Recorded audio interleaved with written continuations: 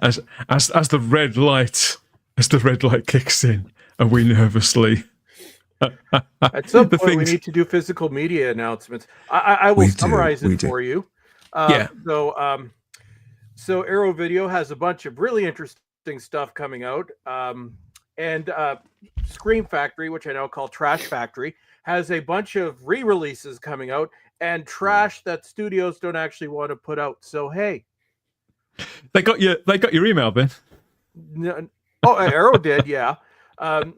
Scream Factory is now just literally they're the re-release company, and they're releasing things that the studios don't want to put out on 4K because they're very low effort and require very little work. We need to sort them all out, don't we? We'll get the message through somehow, won't we? If we've got to do a little bit more ranting and raving and pestering and they're doing it just to spite you.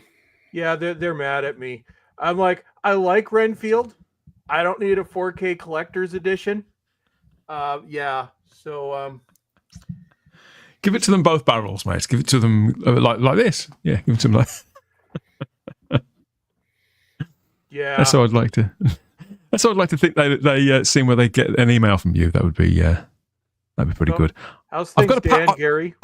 I'm really good. But I've got a pacifier for you as well now, Chris. So I've worked out if I'm going to show you stuff that's going to annoy you, the least I can do is have a white pill to hand. So I've got this here, but I've also got this. This is just for you. Aww. Just for you, mate. Is that Toopy? It could be whoever and whatever you need it to be in any given moment. Toopy the Corgi. He was on Facebook. He was like a big star. He had his own series, and he looked like that. There you go. Well, it could be. Yeah, Instagram and X at Spacebook. Let us know. Is that you, Toopy? We'd like to know. Yeah, so we've got... This is going to be a hell of a show. We do have more people that are going to join us. We've got a live chat filling up already. I'm happy to say welcome aboard, one and all, wherever you're beaming in from. We're going to get stuck into that in due course. We do have other crewmates who I'm assured are on the way. One in particular who can't wait to have his say. So we'll see what he's got to say when he turns up. I do have to. Yes. I do have to take a second and give Dan a huge congratulations for a triumphant 200th anniversary celebration on Thursday, because that was a magnificent stream. And anybody who hasn't watched it, go watch it after this one. 200th anniversary. Dan, you've been doing this since that would be 1825. I know. That's right. Damn, man. Good moisturizer, mate. Good moisturizer. You'd be amazed. 200 weeks. Yeah, 200 Type 40 live shows.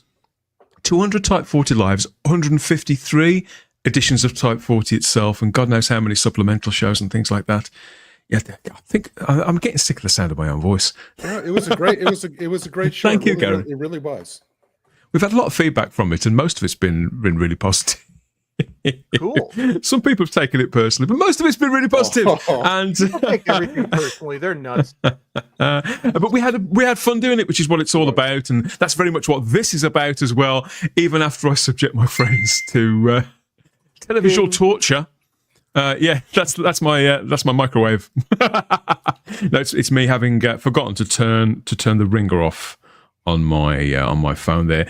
So yeah, we've got a few more people due to arrive. Loads to talk about as well. We want your input in the live chat as always. Of course we do. And let's see where we end up, and if we're still smiling after the first half an hour or so. What do you think? Always smiling. Well, yeah. Frank's not smiling, but we'll get back into that shortly. I can't wait to hear. Kurt.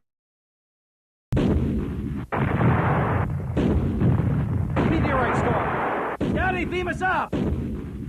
Scotty! Don't worry, Captain. It's only a shower. I don't need a brolly, you wally. Beam us up. Captain, I haven't got the power. Try, man, try. Power! More power! The man's power, man.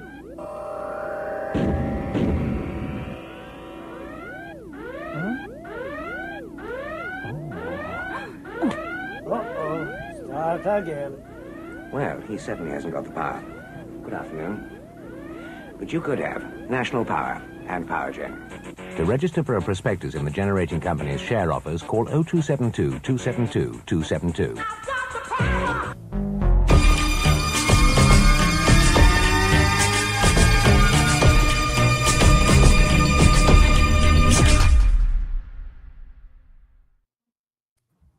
Now that's what I call an epic. Welcome back to the Spacebook. Not just talking all out there entertainment, but live streaming it to you too on YouTube and on Rumble here on our geeky pop culture show. It's Saturday, January the 25th, 2025. All the 25s.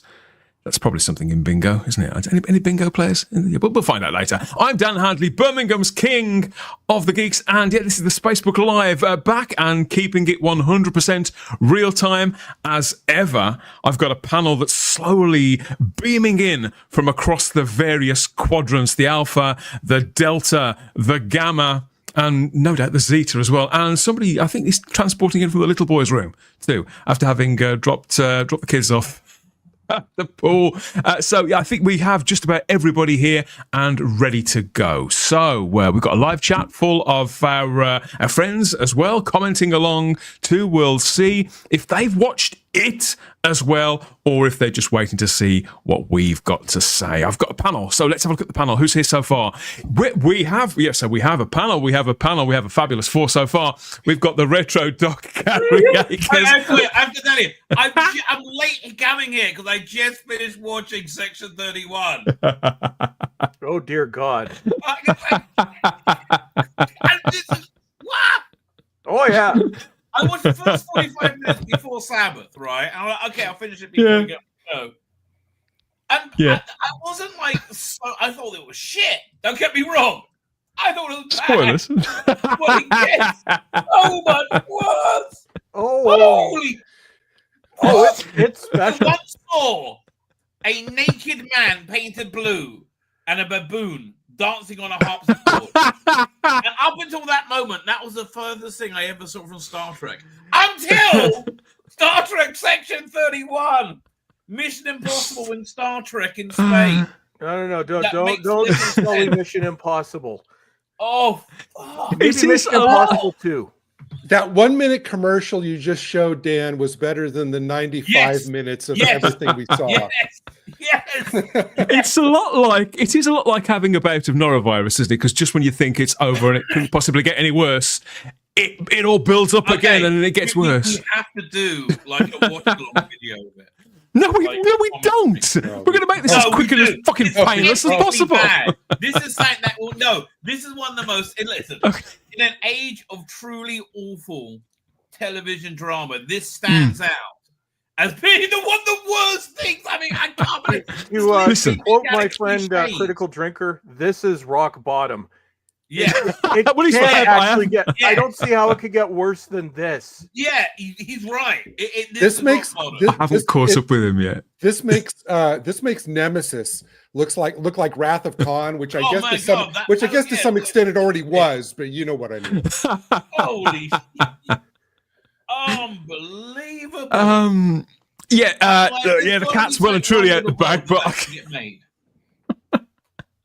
what a pile of pimply shit. The only way I'll ever record any kind of commentary track on that is if we drag Alex Kurtzman onto here by his knackers and force him to watch what he's done, force him to smell his own shit at really close quarters. He already does that, dude. He thinks this is a work of brilliance. He can't. It really is nearly parody in a lot of places. Now, a lot of places you go, it really is like in a TV a TV show about the entertainment industry, and you have a trailer within that show. This would be the show that they trailer for, right? It's so fun. And you know what boggles my mind is they've been planning this for how many years now? 6 years, and this is what they ended up with. We should be thankful it's not a season or two. Oh no! I hope so. Did you look at the end with the trailer of that person that we used to admire, but now cannot stand or speak? Oh no! We're gonna go off and have adventures with our motley crew of misfits. Yeah. Oh no, you're not. Do you get the impression that the only film that any of these arseholes have seen in the last 10 years has been Guardians of the Galaxy? Now they just want to make everything into Guardians of the Galaxy. Is it that simple? Well, they've seen Guardians of the Galaxy, and they've also they did a Google search to see, what are the top 5 episodes of Star Trek of all time? So we can fit something in. Oh, Rachel Garrett, did you even add up the time? So when she shows up in The Next Generation, which is like years before The Next Generation, which I believe is 50 years after this, given she's probably about 35. So she's what, like 80? Wait. Well, no, because she goes through a time warp in yesterday's Enterprise, so the years check out. But wait. What? Yeah, when was she even in You know the bird with the blue hair who they keep calling Starfleet all the way through it. You know, the one who's got quite hot, but you never really get to know if she's hot or not. That's Rachel Garrett, believe it or not, Rubber. So this is my math. Okay, so she's the captain of the Enterprise. The captain of the Enterprise B. See, here's the way the right. math. So this must so be the Next Generation century. takes place 80 years after the original series. This takes place 10 years before the original series. So that's 90 years to play with. Yesterday's Enterprise took place, about 30 years before the first season. So we take the 90, we subtract the 30. That brings us to 60. So roughly about 60 years later, we'll say 50 to 60, whatever. So the woman that we see in yesterday's Enterprise is probably about our age, 40 something. So if you add those together, that would, so if you add that age plus the difference between the two, that makes her somewhere between 90 and 100. So obviously that's Rachel Garrett as seen in Star Trek The Next Generation in the bottom right-hand corner. Just one of several disses on precious Star Trek lore that get dished out. I don't understand why they would do that. Why is any of this? Why any of it? I like the Delton. Okay, I'll say I like the Delton. I thought that was a cool idea. Here it is. It's a Google search of Star Trek. Best episode of Star Trek The Next Generation. Yesterday's Enterprise. Rachel Garrett. Don't do math. Most progressive episode of Star Trek The Original Series. Let that be your last battlefield. Okay. There we go. That entire race got destroyed. You're right. They were the last survivors. Yep. Right. That was the point of the episode. How do we have them back? I don't know. Remember, Rabbi, this is 10 years before the original series, which would make it, I guess maybe 5. I don't know. That's between 5 and 10 years before the original Enterprise. So they hadn't been destroyed yet. I don't think they knew that. I think they just Googled it and based it off the image. Okay, wait a second. Both. Okay, that's cool. If for her to be, this is about 30 years before the Yesterday's Enterprise episode. I'm going to Google that right now. Yesterday's Enterprise. How long? Rabbi, I've no idea who. It should be 30 years before that. I have no idea who any of them were really supposed to be, when or where this was meant to be set, what was really going on, what the stakes were. Unbelievable. Look, everybody on the panel so far, at least, is quite a Star Trek fan. Let's get right into it, and we'll cover the rest of the stuff later on. Okay. We're about to hit the 60th anniversary of Star Trek. I think it is now 60 years since the pilot was shot. So this now is coming up to an anniversary time for this huge brand. You know, they didn't do anything for the 50th. What are they going to do for the 60th? Nothing. Looks like this is it. I mean, generations of people have grown up watching this stuff all over the world. It has been much loved in the past, much storied, a whole legacy of shows that certainly all of us have loved and collected and gone back to time and time again. But in the 21st century, as these things have all sort of coalesced and become sort of brands, where the brand is almost more important than actually making anything of any real quality, Star Trek has just become one of a number of properties that's sort of stumbling time and time again over the same sort of pitfalls and trenches and dragging itself over hedges and things like that. It's been diabolical to watch. And for every sort of minor time where it's looked like it may rally, there's been several sort of proper faceplants, of which unarguably this is just the latest one. Academy Award-winning actress Michelle Yeoh stars in Star Trek Section 31, the first ever Star Trek TV movie. Obviously, there've been a dozen theatrical feature-length things, haven't there? You know, we've been over them 101 times, all of us, and watched them probably thousands of times. But in this, Michelle Yeoh, a proper movie star, reprises her role as Philippa Georgiou, whichever version. But in this, she's the former ruler of the Mirror Universe's Terranum. I'm confused about anything connected with this character at the best of times, Gary. But I do remember that when I last saw her, she was a sort of Section 31 operative who was stuck on the Discovery, which had been shot into the future. She then dives back through the past, through the Guardian of Forever, at which point I just thought, I hope I never see this character ever again. Uh-huh. I mean, as you said, Chris, they've been putting this together for 5 or 6 years. Yeah. January 2029 was when development started on this. You know, it never got filmed. I put it 2019. Sorry, I put that down initially to perhaps the pandemic might have scuppered it originally. Then perhaps the fact that Michelle Yeoh won that Oscar and became quite hot property. The truth of the matter is, they had no idea really clearly what was going on. They were just saying yes to an actress they wanted to keep hold of because she has a certain sort of cachet, doesn't she? Or did? I'm not so sure. Can Michelle Yeoh survive this? How many Oscars is this worth? How many Oscars is a shit show like this worth? No one's going to see it. No, she's not getting one for this. She got she got paid $12 million for this. For this. Sorry, Chris, go ahead. Oh, no, I was just going to say she got paid $12 million for this. And to clarify, I have nothing against Michelle Yeoh. Everything Everywhere All at Once was probably my favorite movie of 2020. Yeah, I loved it. You know, I have no issues with the actress. I do with the character. She was great in Bond. But in terms of how things don't add up, so I've been doing a little bit of math here. Just the Rachel Garrett, like this is, if you add this up, this is a terrible plot hole. Okay, so I pulled up yesterday's Enterprise, and so technically it stated more than 2 decades before season 3 of the Next Generation. So we'll round it up to say 30.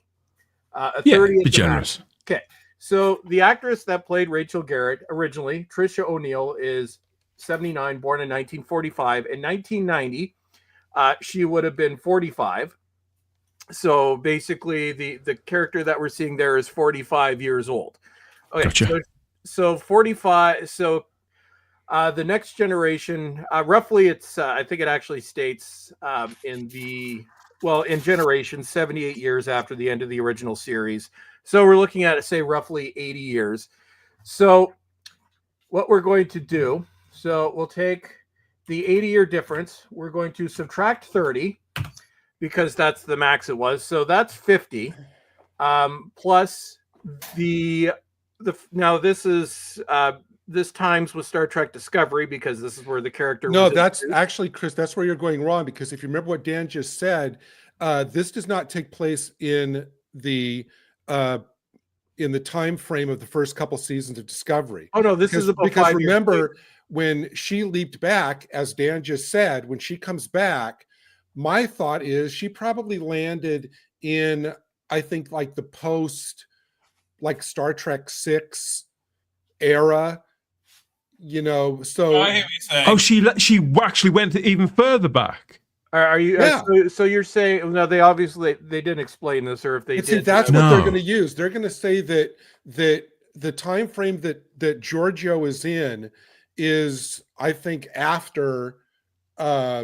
Probably even Star Trek 6, which would, to me, that's how I think they would explain her age in this. Well, usually, guys, at this point, when we're reviewing something, I would go over the cast of this. But to be quite honest, I feel so sorry for them that I don't think it's worth reminding. Just on the off chance any of them that are watching. I mean, she was particularly bad in this. I mean, I think she was the worst of the crop, I think. Who, Michelle Yeoh? I couldn't possibly pick. Yeah. Yeah, no, again, I like the Delton. I thought she. I went, okay.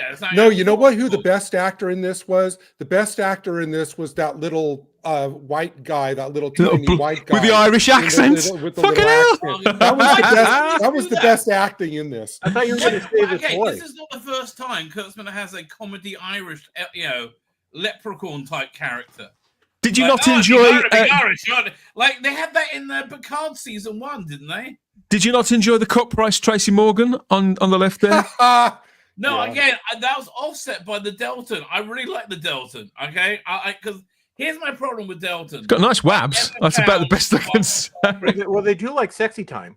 Yeah, no, exactly. Who wrote this shit? In fact, okay, the screenplay is by somebody called Craig Sweeney. Yeah, it's one of the worst dialogue of all time. Like the dialogue and the attempts at humor. I had my jaw dropped, and it's over and over again. And it's like they're going the misunderstanding of words. Like what? No, like this is like Nickelodeon would say. No, this is stupid.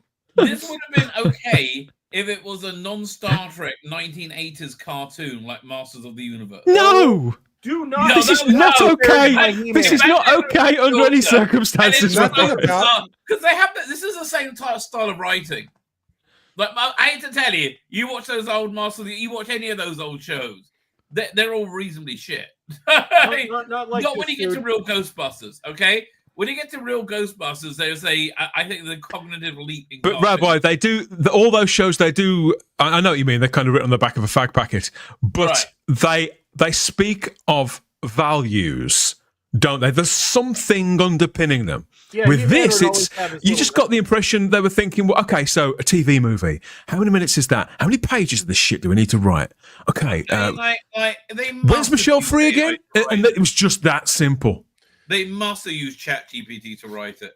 No, even ChatGPT would have done a better job. Probably would. As I'm watching it, I'm like, it's written by. Okay, this is like it's written by a 12-year-old girl who hasn't quite learned how to write. Exactly. Like every third line is designed to have like a dang, like nothing about this. Can we all agree that nothing about this is Star Trek? Oh no! That's nothing whatsoever. It's false advertising to call it Star Trek, and I actually call it Suction 31. Yes. But I mean, for a 90-minute movie, and I'm not kidding, I had to pause this about 6 times before the end. I mean, you know what this was? When I got to the end, I thought, this is a bottom shelf blockbuster movie that you end up with on a Friday night when you get to the store too late and everything good is already rented. Gary, I'd say it isn't even that, because I love those cheap movies. That's mainly what I watched. I actually watched The Lamp after this terrible movie from 1987, which I loved every second of as a palate cleanser. But no, this is, and you're right. It took me about 3 hours to get through this. I just stopped multiple times, and I wasn't going to finish it. I'm like, I can't watch this anymore. It's also very dull. It gets worse. Okay. If you watch this, you have to commit to watching it to the end, because you can't believe how much worse it's going. You may go, fuck me, this is the worst shit I've ever seen. I'm only 20 minutes in. You stick with it. I fell asleep, Rabbi. Even though this is unbelievably noisy, I still fell asleep. It was somehow that boring. It was written for and by idiots. Like, they introduced the sassy team about 3 times. They have like I think that's Rachel Garrett. After you had the pre-title scene, the weird JoJo, her backstory, it makes no sense. Okay, I don't care. I don't want to know about it. But okay, that was all very grisly and very ugly. But if I'm to try to find something sort of semi-positive to say about it, I'll probably say that the girl that played young Georgiou, who's called these names Georgiou, stupid names, all of them stupid names. This actress was good. Aside from that, everyone in it, including Michelle Yeoh, is absolutely awful right the way through. I thought she was okay. I didn't mind her at all. But okay, after you get through that pre-title scene, you get this exposition over and over again. Like, this is where we are now. This is the backstory that we're telling you the backstory of. And then they go, Rabbi, and now here we're going to tell you the mission, and here's what's happening. And they introduce a sassy team like 4 or 5 times. I mean, it's ridiculous how dumb this that's why it, Rabbi, I knew we were in trouble when we get past that. And it's like an introduction to a computer game when it sort of logs into that. Select your player. But this is okay. So everybody here, I want to put this into perspective as to why. So Gary, Rabbi, Yes, sir. Dan. Okay, so 2 years ago we had Picard season 3. So it was almost exactly 2 years ago now, believe it or not. But so we had for 10 weeks, and it does have issues, but we thought we were going to have our Star Trek back. And I know I'd streamed with, I think, everybody here at around that time, and we were all feeling quite positive that things were coming back. We had Strange New World season 1, which was, halfway decent, but it went the other way. So rather than Star Trek Legacy, which would have been awesome, where, we'd all be happy again. It might not be as good as real Star Trek, but at least we'd have some of it back. Instead of that, we had a musical on Strange New Worlds, the announcement of Star Trek Zoomers in Space, the Academy thing. I didn't watch the final season of Discovery, but we had that. So 2 years ago, we were all hopeful. Now here we are, and we're presented with this. Well, there is a report going around that the Skydance has been advised by their evaluation team to rest Star Trek for some time. 80 years. No, because they said they could reboot it essentially because it's too confused, too many timelines. People don't like it essentially, and they're just saying just rest it for a couple of years, which I'm totally in favor of. They want to let Kurtzman's contract just expire and not buy him out, because they said for a lot of reasons it would be cheaper just to let it play out. But please don't however much it takes, don't let them do any more TV. They're bad at doing it. We're pleading with you. Stop this shit. How about this? We agree for them to play. You put up a picture of a gaping arsehole, right? I'll log on and watch it, okay? And then we don't have to, that's better, right?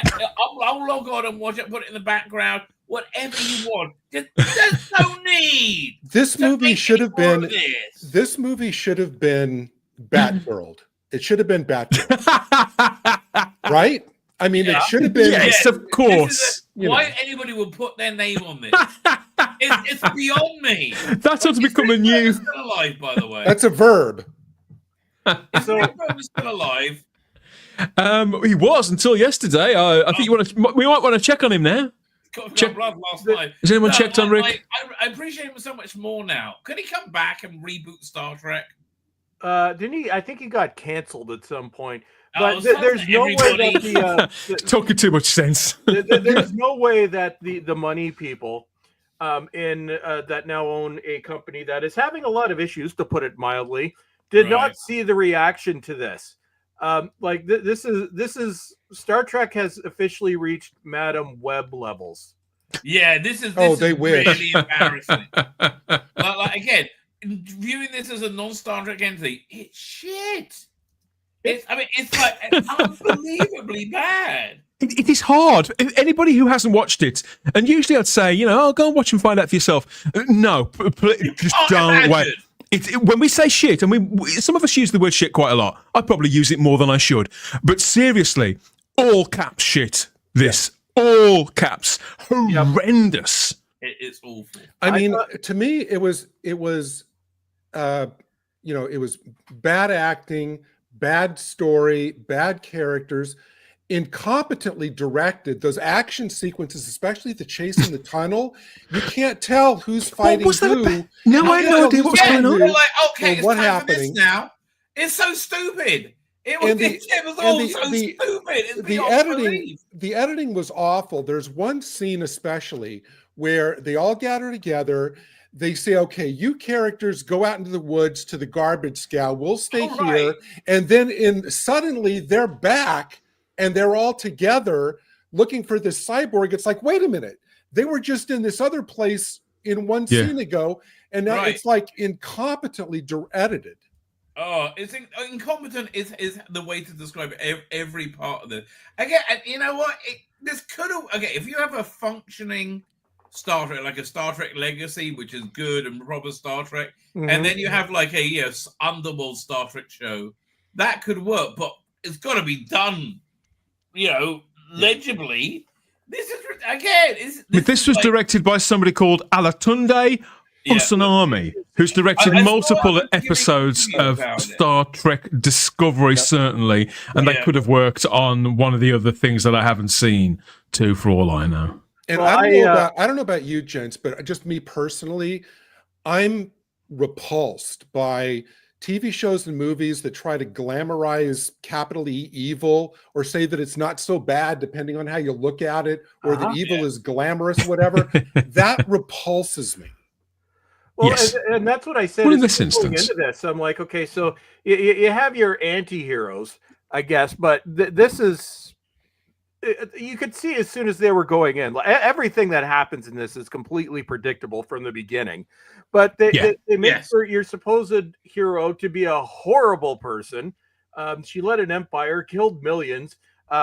She's a monster, and we're supposed to sympathize with this individual. I think if something's well written, well, the idea is, I mean, you play that off. If they'd have been wise, they could have, by pairing her with Garrett, you could have at least had a kind of, as if she was sort of her handler or something. This is not a Breaking Bad, like a Hannibal Lecter and Clarice Starling kind of relationship. But they don't do that. They kind of pair them up like George Clooney and Brad Pitt in an Ocean's 11 movie. And why did they make that one character from the 20th century eugenics wars? They did nothing with that.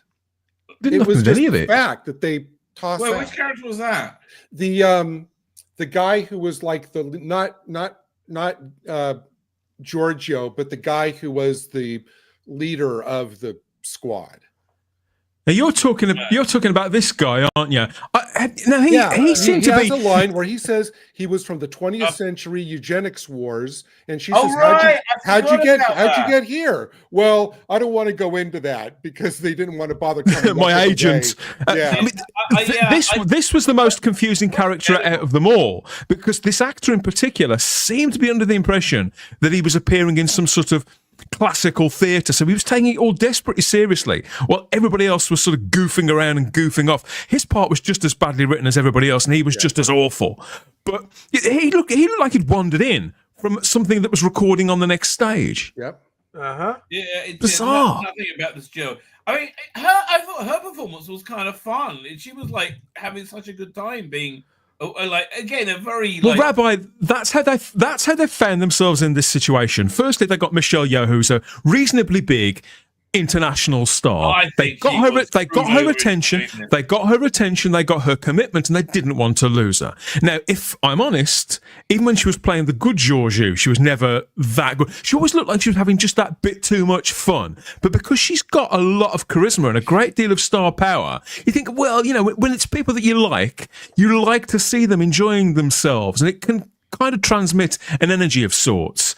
But we're several years on from that now, and the writing on this makes the writing on those initial, when Brian Fuller was writing Star Trek Discovery, so what you like about Brian Fuller, he had a voice, he had a grasp of the story that he was telling, whether it was to your taste or not. He had a grasp of it all, and his characters. So here we're like years, it might as well be a completely different character in a completely different show. I don't even think Michelle Yeoh knew what was going on. She was $12 million, was it, Chris? $12 million. I think this is a Madam Web situation. I think she knew what she was in. I think this is a situation where she knew. She's smiling at all the premieres this week. Yeah, well, she's got $12 million. Well, no, she's $12 million, but I think she's also, you see in interviews, she's a professional. So she's not going to slag it off. But I think the whole time she was doing this, she knew what she was in. There's no way. Guys, can I ask you a question about who the fuck was this guy? Oh, God. Data. Data. I think his name was Data, something or other. So I'm like, did they Google famous Star Trek names and find that one was called Maybe. Data and thought that's what he looked like because that is in line with everything else? It was as if he was meant to be something important. I couldn't. What the? Yeah, I don't know. It's everything was built up. He was there, I think he was there because you needed somebody to give you the exposition dump about what the weapon was, where it had come from, the crossover. They couldn't have found out, they didn't have the time to find out that any other way other than having a character come and tell them this, and this, and then they kill him off, you know. For the people watching on Rumble and YouTube, because people are watching, we've got some comments to get to as well. But there is a MacGuffin in this. There's a plan, there's a MacGuffin, there's funky music, there's lots of sort of low necklines and short skirts. You know, but that's not as sexy as it sounds. It's really her exotic club, right? They got about 6 extras in it, trying to look like 30. Let's not forget that they actually had Zoomer pop music in this. Yeah, I didn't notice. I was too. You did, and you know, for those who haven't seen this yet, as Dan just said, there is a universe-destroying doomsday weapon in this, but one that actually gets activated when it's accidentally kicked off a table. I love that. That happens. That actually happens. Yeah. I mean, did you notice as well how wherever they were, whether it was in a spacecraft or in that nightclub, wherever they were, it looked like the same set, just with different bits of crap thrown in different corners. Yeah. Everything looked the same. Well, they spent the whole budget on Michelle Yeoh. Either that or, well, no, like actually, no. I don't know what the budget for this is, but it's probably horrendous. Discovery was what, like 20 some odd $1 million an episode, and that's lowballing it. You don't know where the money went. Later ones, surely. What? The later ones were probably, I haven't watched the later ones, but even the early episodes, you know, the early ones they spent a fortune on. Yeah, and where did all that money go? It wasn't on screen, so they probably spent $200 million. Maybe it was on outfits and hair dye for this wanker. Who the hell was he meant to be? Oh, we got to be sure. We're very I am just the cook at the end of the island. Oh, but I'm just an Irishman. We gotta. Nothing racist about me. Oi, Mr. Gordon. What the fuck? It's like the most racist thing ever. It's like having a guy in blackface go, Mammy! Like, what the hell? It's so racist. And this is the second time he's had the cheery Irishman. Right? Remember on Picard season 1? There's one of the captain's many personas. Oh, yeah. I'm the ship's engineer. I'm a little leprechaun. Hi. It's a little Star Trek leprechaun. They had that in one of the original series, didn't they? Oh, well, yeah. They did. Well, in Next Generation, they had that episode where the Irish, like, farmers come onto the ship, and then that was pretty bad as well. Riker gets together with the hot one. Yeah. I mean, she takes that skirt off, and that's figure. Right. I don't know what she had to do to get it. How she had to sell herself to Satan, but it was worth it. Apparently, nobody wants to talk about that episode. Apparently, they even wanted it removed from syndication. Well, season 2 of TNG, what a train wreck. Although we're brilliance compared to this, give me Shades of Grey any day compared to this. Oh man, God, absolutely. yes. And one more thing about the directing, that fight scene in the casino was done like in long shots, so you couldn't like get up close and be like to bring the audience into the midst of the fighting, and it was cut so badly it's like you can't tell again what's happening. Just awful editing. Yes. There's nothing. I mean, I think it should become a cult classic. Well, no, there are movies that are so bad, like The Room is probably one of the this is that level. I think Madam Web is going to be a cult classic because that's one of the most ridiculous things ever put to film. This is nearly parody level. Rabbi, I have a question because you have a broad movie knowledge. Is this Star Trek's Plan 9 from Outer Space? Oh yeah. It really is, isn't it? I mean, it's certainly the worst thing they've ever done. There's nothing been this bad ever. How sad is it that now in the future, that the term, the phrase, and this may even escape Star Trek fandom into broader geek culture, I don't think anybody who's not a geek will look at this in a pink fit, but this may actually gather a bit of momentum. That the phrase now, Section 31, which used to sort of speak of mystique, and amongst Deep Space Nine fans, it was something that only a few people knew about. Now the phrase Section 31 will now immediately remind people of this shit show, rather than that. Yeah. It's like on Doctor Who, when people say, 2 years ago, if you just say the Star Beast to somebody, they'd go, oh, and you think of a black and white comic strip from 1980 that was beautifully illustrated. Now, when you say the Star Beast, you think of that trans person, and this is like that. Section 31 will be forever stained by this. I think a term that is going to eventually fall into popular usage in fandom and just pop culture in general is Section 31. Because this is Section 31 Star Trek.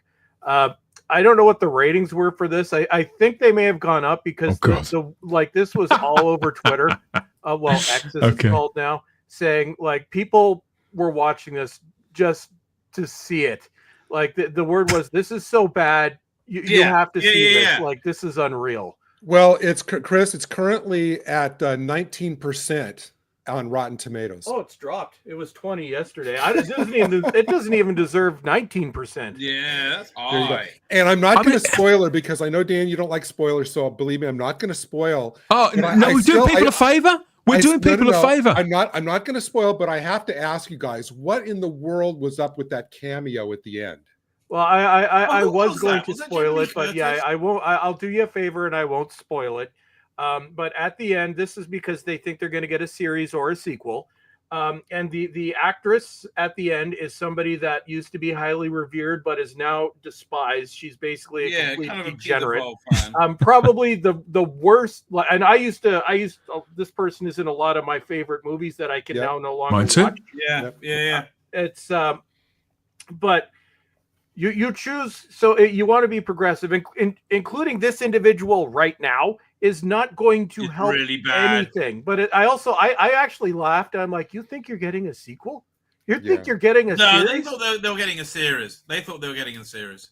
They may as well have put AOC in that role, hadn't they? That would have been pretty good. Oh, that would have been great. That was Billy Lee Curtis, right? Yes. Okay, well, Rabbi just ruined it. Yes, it was. Okay, I didn't get the spoilers. It's not a secret. They broadcast it to millions of people. Yeah, they got Jamie Lee Curtis. And we've been talking a lot about Rachel Garrett. I was actually more confused as to why this prim future Starfleet captain, Rachel Garrett, shows up in that last scene looking like a party girl from The Fifth Element. Yep. It's like, what was up with that? Who knows? But I looked up the timeline. So this is in the Enterprise B's timeline. Yeah. Okay.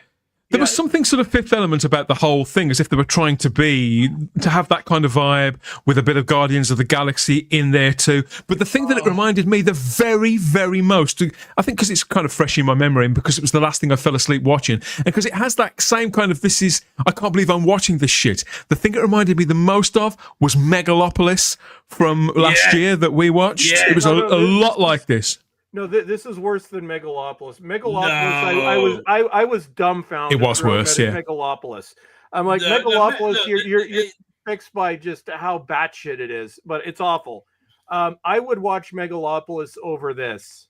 Me too. Because Megalopolis also isn't attached to something we used to love that we've now seen Section 31. It's just, I mean, you can't really compare them. One's huge. One is like this big thing, and this is so, again, bottom shelf blockbusters. It's sad. I mean, I used to kind of like those movies, but it's sad.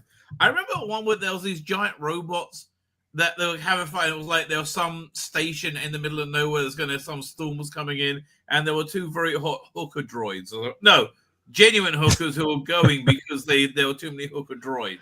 If anybody can work out what that memory was, please tell me. I think that was just your dream last night. No. This is. Okay. I grew up like this for a reason. Okay, look, being English is inherently quite pervy, right? I grew up with this thing. He's right. Yeah, exactly. I'm not actually joking. Especially in the 80s, there was a lot of artistic freedom in the 80s. I mean, it's hard. It's hard to believe that legitimate official Star Trek can drop a turd like this at a time where the last time we talked about Star Trek, we talked about this project, Unification, which although wasn't a fan project, it wasn't official either. Awesome. And the fandom itself is making things like this, the Farragut Forward project, which I've heard nothing but good things about. Wait, I haven't heard about this. Okay, what is this, Dan? This is an independent fan film, which I believe rocks in at about an hour and a quarter, modestly budgeted, with a combination of sort of bit part actors and part-time actors in it.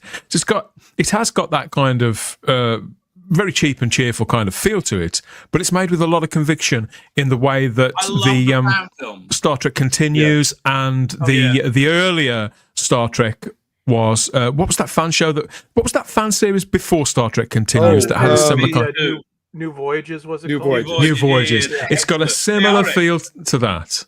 In fact, we ought to review Farragut Forward at some point. I think that could be fun. Well, is it on YouTube? I'm assuming. Yes, it's completely free to watch. Yeah, I'm going to watch it this week. And we have to give a shout out to Star Trek Continues, and I'm still angry about that. For those of you who don't know, Star Trek Continues. I think it was they did the first episode in 2013. It's meant to be the final 2 years of the original series. It's excellent. Really, yeah, I consider it canon. Oh, I do. Most of us do, I think. Yeah. I've watched it several times. Like it's absolutely brilliant. And they got cut short. And the episodes, they'd matched the look of the original series. They'd even matched originally they started using the original score or music from the series. Then they created their own, which were new musical cues that sounded exactly like it was from the time. Yeah. Had a lot of the actors came back. They actually do, after they got cut short, they do a final episode where you see the Enterprise get basically retired before it goes in for refit. The final I love that. Yeah, it's one of my favorite. I mean, Colin Baker's in an episode. Awesome. Yep. Nicola Bryant's in the two-part finale. It was, and it got cut short because in order to push Star Trek Discovery, at that point it was CBS had the rights to the series. Basically canceled all fan projects. New Voyages was still going on too at the time and cut that off. But Star Trek Continues got cut off dead in its tracks because under their new rules, you could only do a max of 2 episodes or half an hour total. And you couldn't do anything beyond that. And Star Trek Continues was what everybody wanted, and then we ended up with Star Trek. I'm still angry about that, and that was 8 years ago. You're right. You're absolutely right. That reminds Star Trek Renegades does what this tries to do way better. Star Trek Renegades it's exactly this in the next gen time zone. You have very similar. Yeah, it's got Chekhov is in it, and putting together a covert team. But it's really fun. It's got that's the difference, because you wouldn't describe that as being particularly good.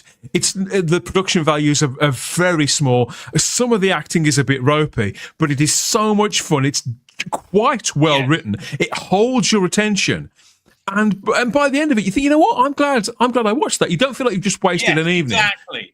That's because all of these productions that we've just been mentioning were done with respect and love for the franchise, none of which is present in. Oh, Gary, have you seen because for those of you who don't, I'm sure you guys know this, but for Star Trek Continues, they actually rebuilt the actual sets that were at Desilu Studios, and even after the show was canceled, the sets are still there. There are fascinating videos on YouTube where they tour the sets. Yeah, that's on my bucket list to go visit those. Yeah, I think there's a place in upstate it's next to indistinguishable to the point where if you were looking at pictures, you can't really tell for certain unless you think, well, I know that's in such high def that it can't possibly be of the original series. But this is the bridge from Star Trek Continues. Yeah, it was identical. But the sets that they have, the ones that you can tour, they even though the sets for the original series were destroyed right after they finished Turnabout Intruder, But with these ones, they had the original plans, which you can actually access online for the sets. So they were built exactly to scale, same materials, same everything. But it's and just look at this picture right here, just the level of detail down to, and there are insane Star Trek fans that will notice everything. Even if you look at the arrangement of the buttons on the console, exactly where they were in the original series. Yeah. If I ever get down to Georgia to visit this on one of those tours, I'm serious. Somebody's going to have to remind me to breathe when I'm on this. Okay, picture this. You have a Star Trek theme park and you have a hotel. You can decide to go into either the original series, like have a room in that timeline, or a next gen, or in the movie era. Right, you can do that when you're booking your room. They say, what Enterprise do you want to be sleeping on? Original. Well, I think I'm sure it's the same for those of us right here who grew up watching the original series. I'm like, I just remember watching those and like you'd have your daydreams. You'd build your own little playset Enterprise out in your backyard. I once built it out of snow. I would build little models. I was obsessed with the Enterprise. And that's why I looked at every detail. I had my little drawings and everything like that. Did you have a technical manual? I still have it in the basement. Me too. I got both, the original one. And I remember when I first saw it in a secondhand bookstore, I was like, what is this? And it had like this plasticky cover. Oh man, I love that original. Mine was worn out because I studied it so much. But I still have it in storage to this day, like 40 years later. And the next one is even better when it explains to you how everything works, how warp speed works. I love it. I absolutely love it. This is shit, by the way. Section 31. I think it's like we had to start talking about things that made us happy because this made us so sad. I'm like, well, actually, as a palate cleanser. Okay. They have tried, just as with every other franchise that's been sort of co-opted and mauled, they have tried to sort of dip this in lore to think, okay, no, it is Star Trek because we meant look, there's a Delta, look, there's this, look, there's that person, there's the other. Our Google image search. But I had to as my palate cleanser for Star Trek. As you know, every Saturday I watch an episode of the original series, which I've been doing since I was a kid. Today I watched Devil in the Dark, which is William Shatner's favorite episode, by the way. If you're watching that, he was informed that his father had passed away right before they started shooting, and he shot the episode anyway, which shows you what a professional person Shatner is. Blimey. But I'm just watching it. I'm watching the episode. I'm like, this is real Star Trek. Like, and it kind of I think it hits you more when you're older than that story did when you were younger about the poor Horta. But I'm like watching this. I'm like, how is this even related to that shit that I watched yesterday? Hey, Chris, what do you prefer, the original effects or the new effects? I will not watch the new effects. I watched the original. Oh, sorry, what was that, Kerry? No, I was just going to tell Chris, Devil in the Dark, no kill eye. Yep. Yes. Great stuff. And when you see that, it's like if it's like you feel so bad. You're like, oh my god! Like the message in almost every episode, well, especially the first two seasons, were so profound. What was the message in this episode? You can kill millions of people and be the hero at the end. And they've completely spent any kind of novelty value or any of the intrigue regarding and surrounding Section 31, which first appeared in Season 2 of Deep Space Nine. They wove it quite nicely into Starship Enterprise as well. Section 31. No, they were Season 5. Was it Season 5? Yeah, Season 5. Okay. Because you could tell they're introduced with... they've got the new blue uniforms, which they started using partway through Season 5. Yeah. Right. I think they the Dominion War, they changed. Not what I meant to introduce to me, the notion of them. Yeah, they started mentioning a covert. Yeah. So they kind of build it up slowly from the corners, but until they try to actively recruit Julian Bashir, which is you say is far later. They wove it into Star Trek Enterprise a little with the idea that Section 31 had intervened in the development of the Klingons, which was sort of posited as a reason for why they look differently in between the original series and the 90s raft of Trek shows. Virus or whatever it was. And then they revisit the idea a little more in Discovery too. That was where everything they did to it in Discovery, the idea that, you know, that Section 31 officers have special black badges and all that kind of thing. You know, I found that all a bit nauseating. But generally speaking, and I felt it was a shame to do that to it, to have it just to be another very visible ranking and department. It was like it was just another office. I felt it was a shame, but I can sort of see why they did it, and I think it could have gone somewhere. With this, Section 31 is what it's like the A-Team, a really shit version of the A-Team. It's Mission Impossible Ocean 11 in Star Trek, right? It's so formulaic. We're gonna build the line crew. is a cliche. We're gonna build the crew, man. I think we're only one commission away from you know, we've had Star Trek Strange New Worlds, and we to Star Trek Blue Sky. I think could be on the way, because all this stuff really it's for Blue Sky users only. In my opinion, Section 31 is as bad as everybody's saying. Everybody, as you can probably gather, for the fact that, you know, we have barely even reviewed this. So much has got together and counselled one another after losing 90 minutes of our lives to this utter shit show. You can't review it, Dan. Just like just, you know, trying to just even add up the Rachel Garrett plot hole, which is, I don't know, that one just really irked me. Everything irked me about it. But the funny thing was, I was on the Twit-Twat and the Blue Sky. I'm like, okay, who loves this? So and of course you can tell it's got to be somebody. People. But they all say the same thing. It was fun. Fun. Another word for shit. The Marvels was fun. Madam Web was fun. This was fun. Fuck you. Sorry. I don't know. Listen, I put this akin to having an anal fisting. I wouldn't call that fun. If you're into an anal fisting, God bless you, darling. I'm not gonna judge. Me, not so much. I mean, I would say that would be fun. I'm not even one, Gary, for the whole sort of what would Gene think thing. Oh, fuck me. You know, I think that you know, I think that in itself. I think that in itself is a little bit of a trope. You know, Gene Roddenberry was far from perfect. He's a very complicated man, and he died 34 years ago.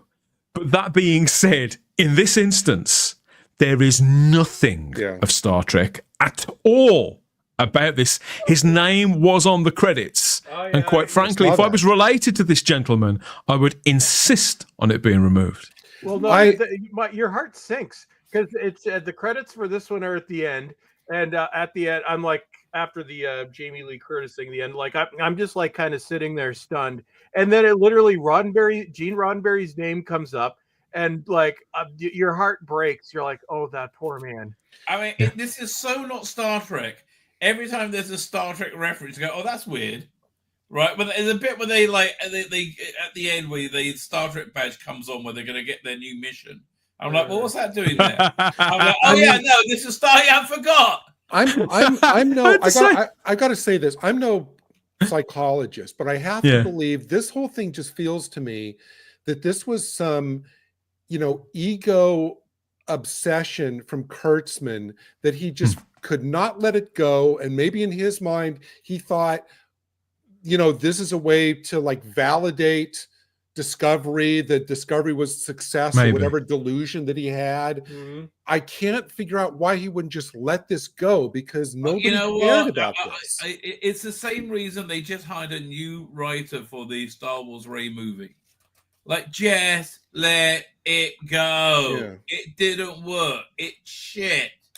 Right? Let it go. It's bitterness.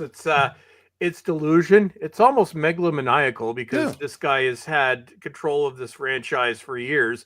It hasn't worked. There were two bright spots in Kurtzman's now 8-year run.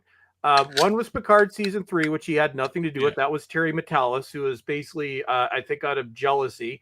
He's been shown the door, from the best of what I can gather. And we had Strange New World season 1, which, from what had been reported, his role was diminished in that, because I guess they were trying to save it. Season 1 had its issues, but it wasn't terrible. Then he was much more involved in season 2, which gave us the musical episode. It's like so we've had two bright spots, and they were the two that he had the least to do with. Yeah. And now we have this. The idea, this was screened, believe it or not, this was screened theatrically in Britain. They had at smaller cinemas, they've had premieres. The 11th they've had premieres for this. Does it compete with The Importance of Being Earnest?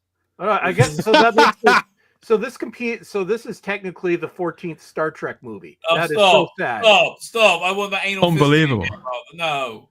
Unbelievable, isn't it? Rabbi, if it played in theaters, this is the 14th Star Trek movie. Bigara. No, it's not a Star Trek movie.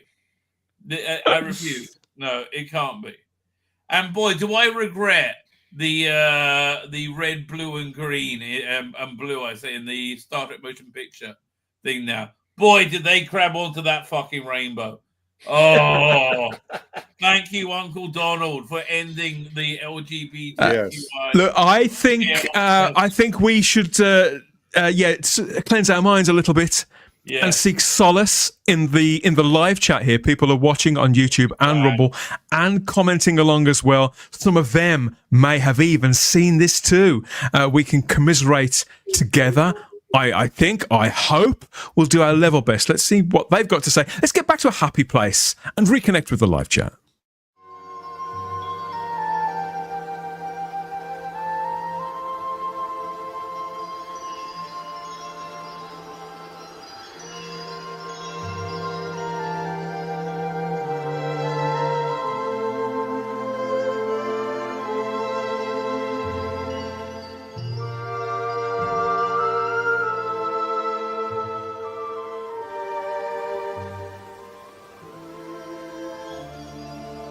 I need you to stop staring at me like that. Marry me.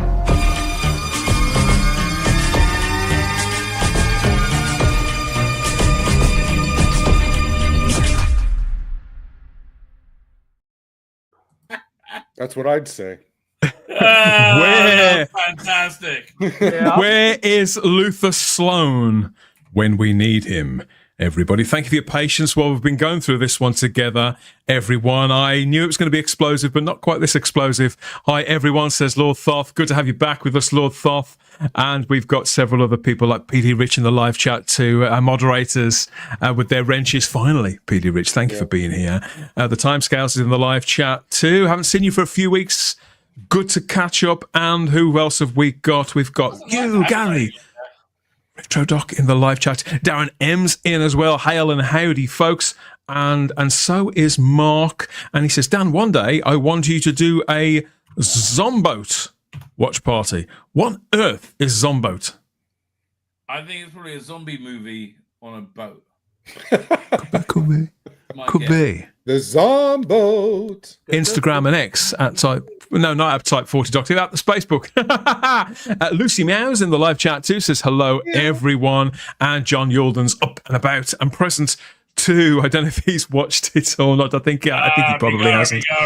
Oh no, says Colin. They caught Frank. Yeah. So yeah, Chris, we didn't get into it. What on earth has happened to Frank? He looks like he's in. He's been nabbed. Well, yeah, you have to bring up our little title things at the bottom again. Okay, so we'll Frank. tag justice for Frank. Okay, yeah. So just to reiterate, so on New Year's Eve, Frank did a couple speedballs and many other things, and some unspeakable things. And I can't actually, without getting Dan kicked off YouTube, I can't go into exactly what Frank did on New Year's Eve. But it was absolutely disgusting. It was horrific.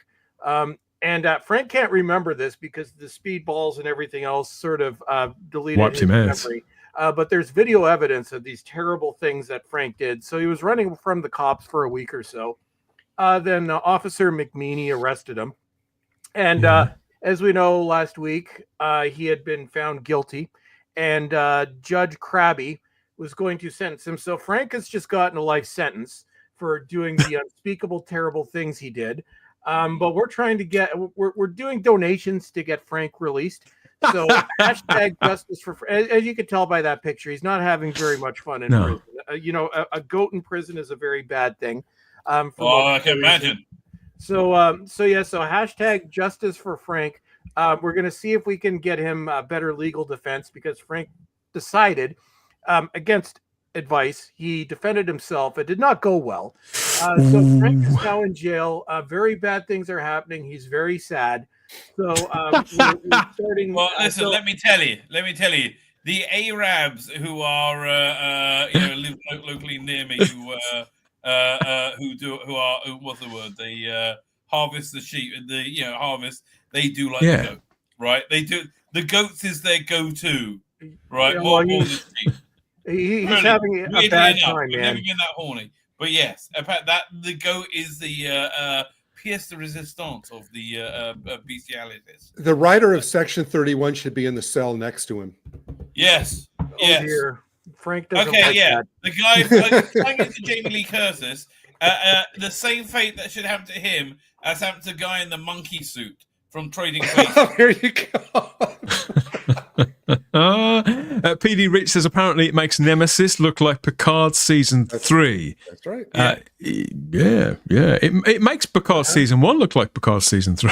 Oh man, Yes. so bad. No, you're right. Stephen Braddock, I think he might have watched it. A tiny alien in a spaceship inside a mad Vulcan body. It really is unintelligible, indescribable nonsense. It's so stupid as well. I mean, it's not just a bad idea. It's really clunkingly delivered. The exposition is like, okay, you know what the exposition is like? Remember in Galaxy Quest when they actually do fly out the ship the first time, and it goes and it scrapes along the side of the space station where it was docked, like, that's how clunkily this thing flies.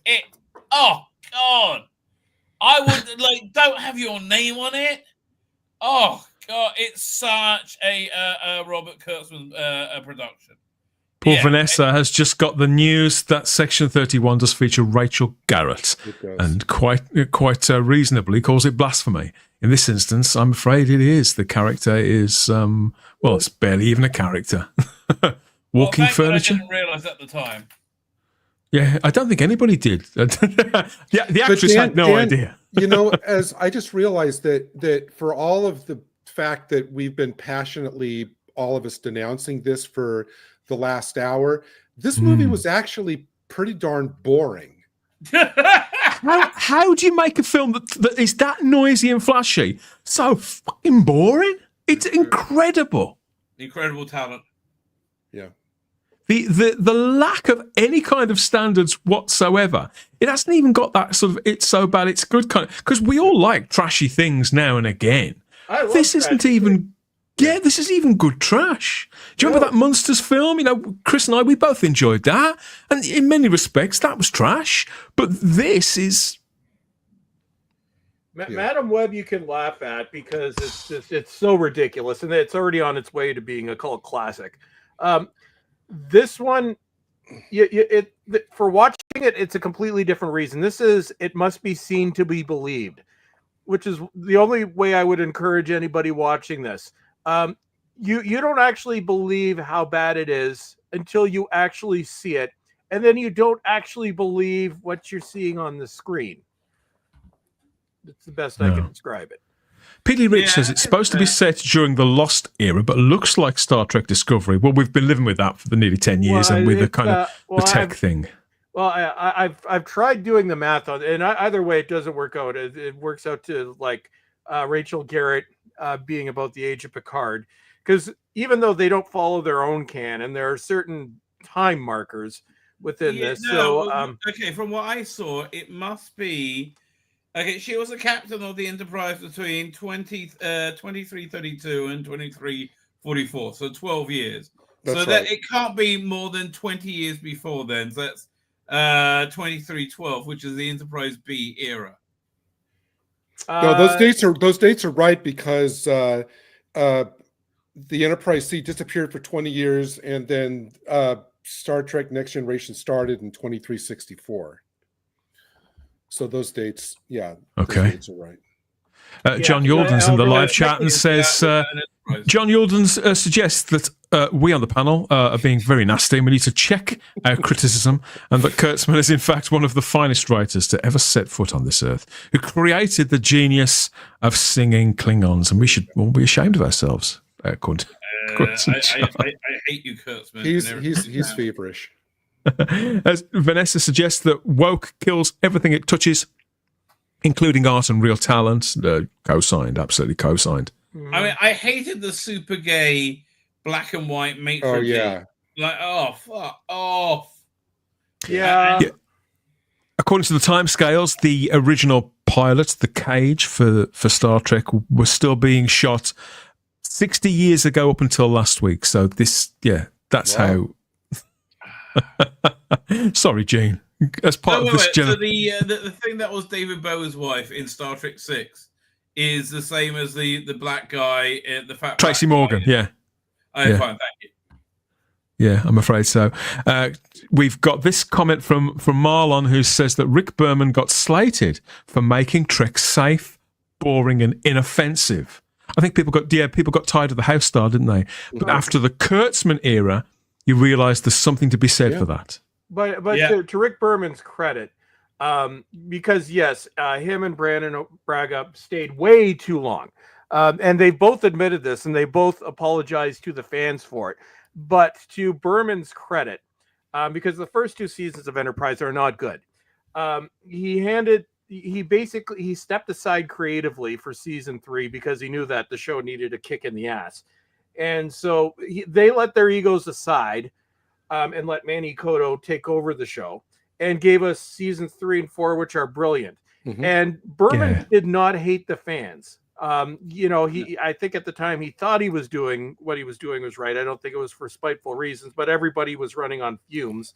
To be honest, throughout most of Voyager, it'd been 30 years by that point, right? He'd been running Star Trek, right? Yeah, I mean, it did kind of need a rest. I really liked the first JJ movie. In a lot of ways, and it's just a shame it really never went anywhere, right? I don't know why it didn't go. Maybe it was just no substances to start with. It was all style. I don't know. I really don't know. This is one of those.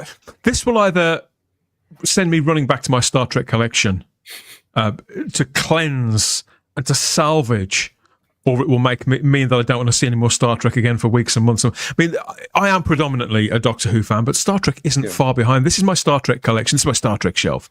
Ooh. This is the last picture. I've added a couple of things since this was taken. But this is my Trek stuff. So I've got things multiple times. I'm about to get a few of the movies as well in 4K. I'm going to start on the movies. So I've got practically everything. I've even bought a couple of things because they were cheap or they were given to me.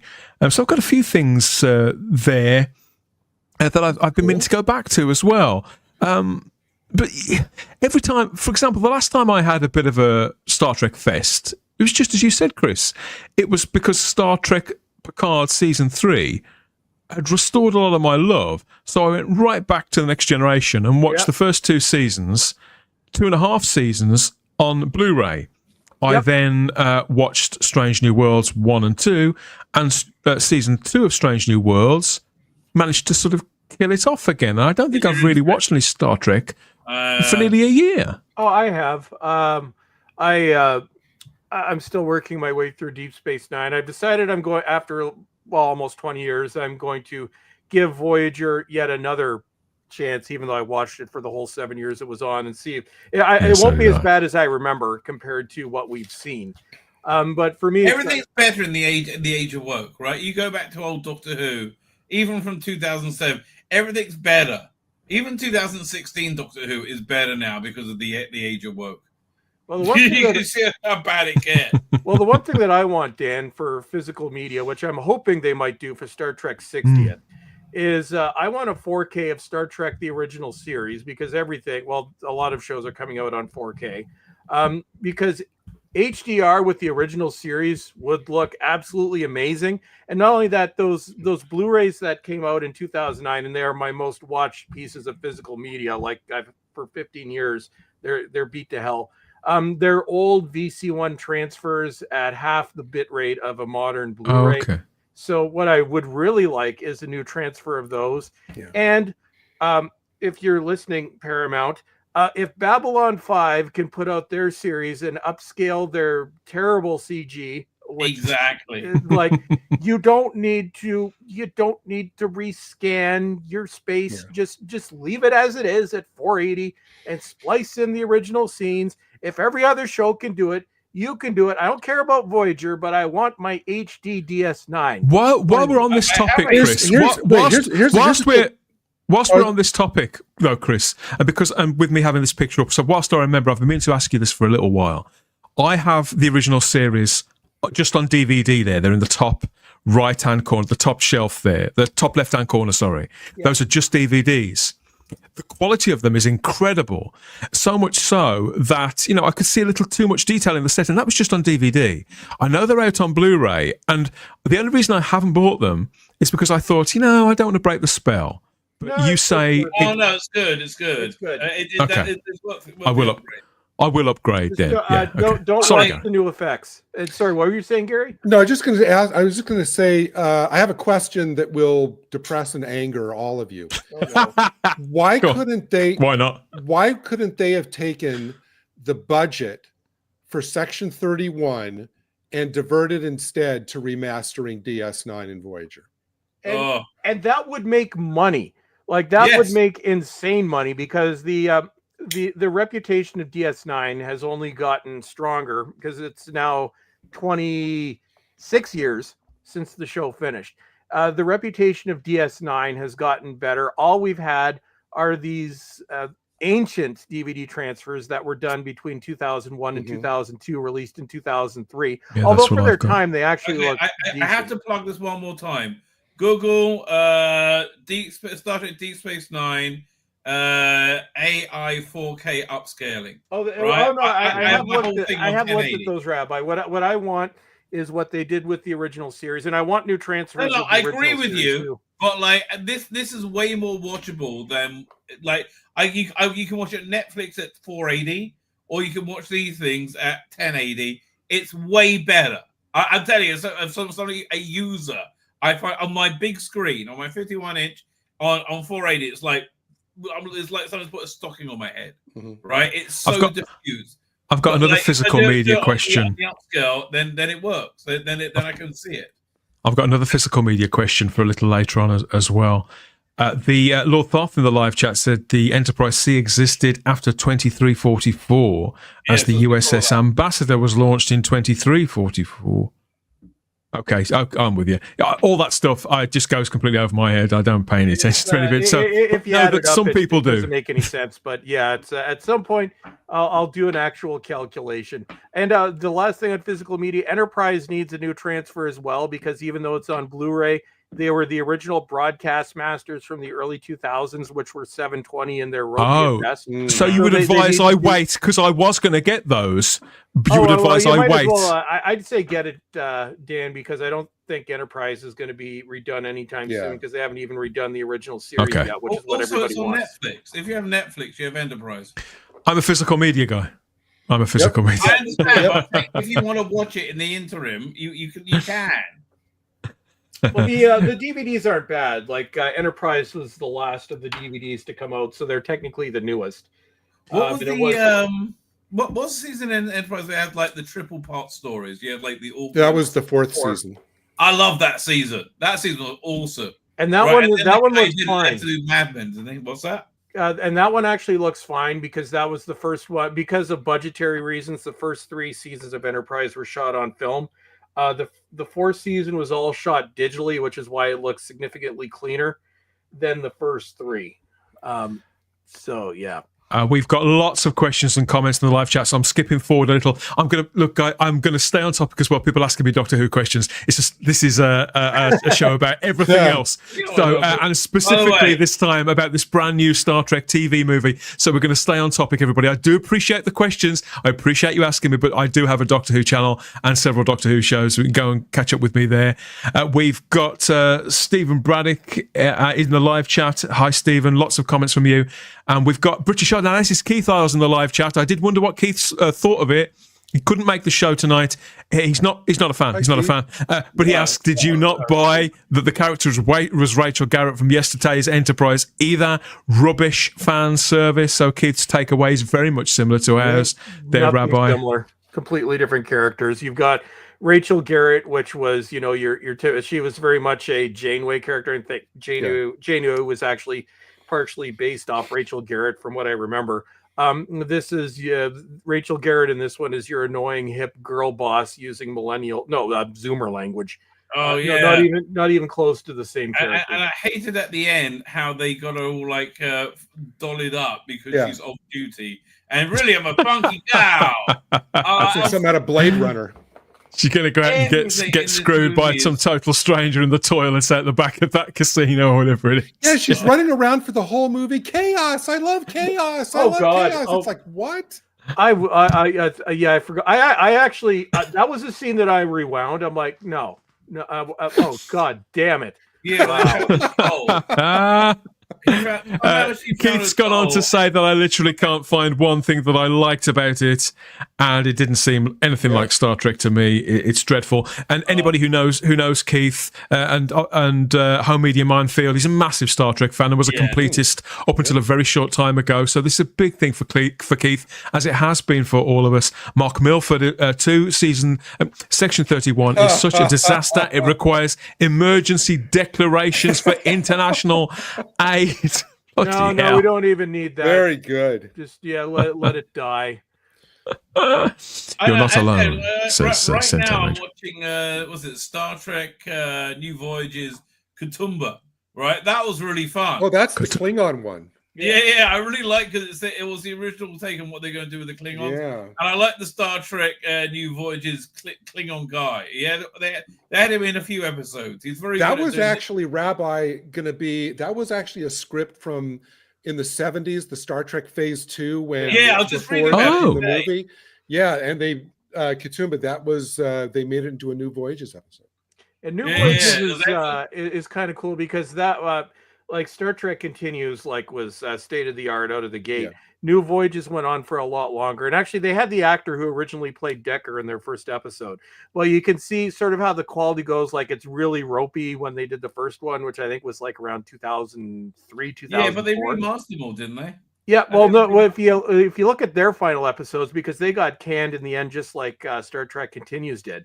The final episodes of Star Trek New Voyagers was pretty much of the same quality as Star Trek Continues, and there was, I think, I only ever saw a few of those. I didn't watch anywhere near the full lot. Yeah. I mean, that's the thing. That's all. That's Star Trek. You can really go back and enjoy. That's kind of fresh. Yeah. I like this comment from Vanessa Law. She says, "I like Voyager. If only Harry Kim wasn't on it." Harry Vanessa. Kim, Kes, Neelix. Although I feel bad for Kes for what happened to the actress, but no, it had a lot of terrible characters.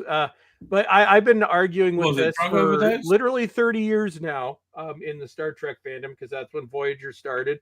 I've been, so for 30 years, I've been going on for my reasons about Star Trek. And here's one thing that you'll notice. If you watch the other 7 years shows, so if you watch DS9 or TNG, if you pick a random episode from the first season of either show and pick a random episode from the last season of either show, it's completely different. It's almost unrecognizable. You take an episode from the first season of Voyager, take an episode from the last season of Voyager, other than the fact that the characters look a little bit older, there's no change at all. It's the same thing. Yeah, it did seem like a missed opportunity to me. I think we talked about this before, didn't we? But I haven't been back to Voyager for a little while. Vanessa says she's going through the Next Generation right now. Take off and nuke it from orbit, reminds Colin Archer. It's the only way to make sure when it comes to stuff like this. Oh yes, and for Blame Canada, once again, shot at Pinewood Studios in Toronto, which also gave us Discovery and Strange New Worlds. So yes, this is my fault. Well, this is my country. My country sucks. I get the sense that none of us are going to be buying the 4K of Section 31. No, it wasn't even in 4K. I don't know if you noticed, Gary, but in Paramount Plus, which I have, it was 1080p. It's not even in 4K. Where did that and it was an $80 million budget. Where did that money go? That was $80 million they spent on that shit. No, $80 million. going back to it's just 1080. Just to go back to Keith again, he says, as you know, I always try to find the good in something and defend some elements. However, with this, I can find nothing. And I hope Paramount kicks Kurtzman into touch for his terrible mismanagement. It's only taken 10... How long has he had it? Not only knows his Star Trek, but he exudes Star Trek, right? The Star Trek ethos, it bleeds through Keith. Genuinely, right? He could very easily fit in the Next Generation universe. No argument from me. That's just one man's opinion. I wonder what Skydance thought of this movie. I would imagine, because you do have market research people, and apparently Skydance does want to save Paramount.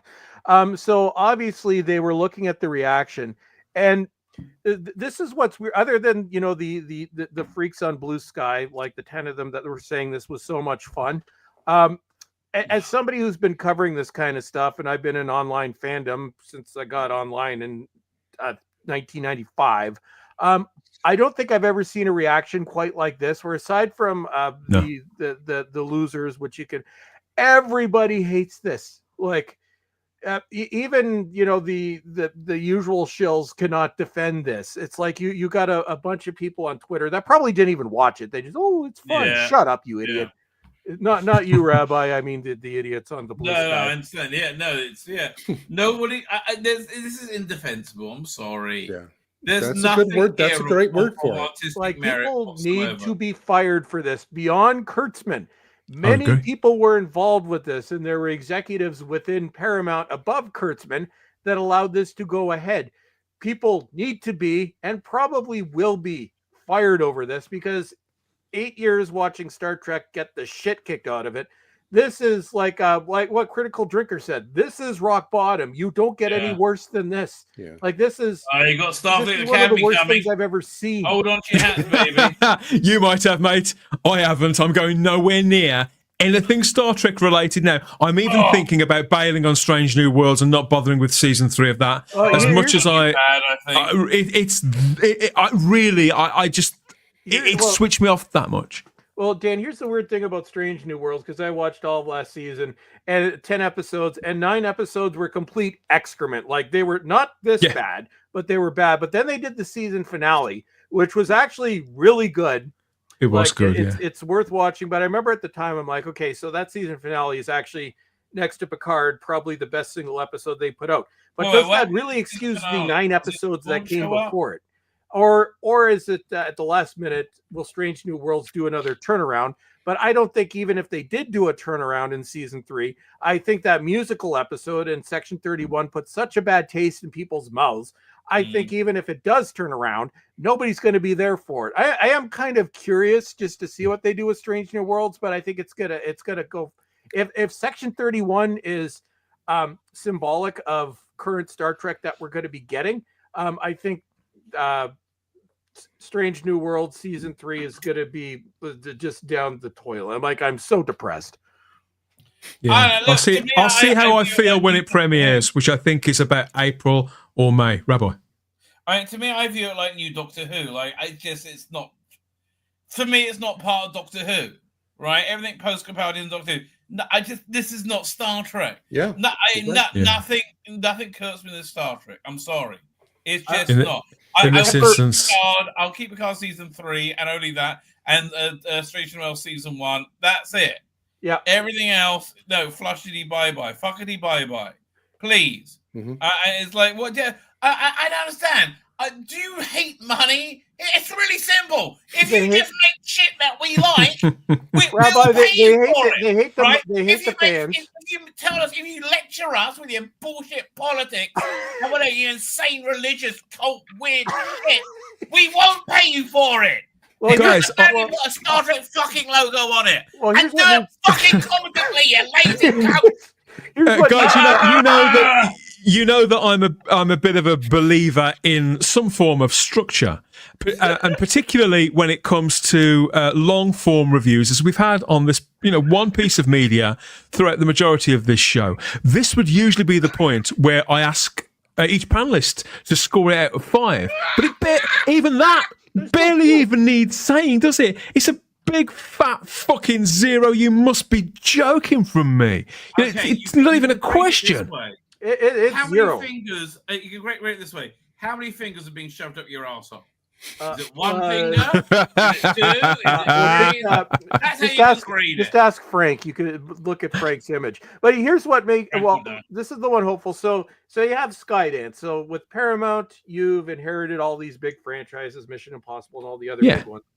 But your biggest franchise is Star Trek. So you have this external thing coming in, and one would think, okay, we want to take a look at Star Trek and what's worked. Do it pragmatically, not ideologically.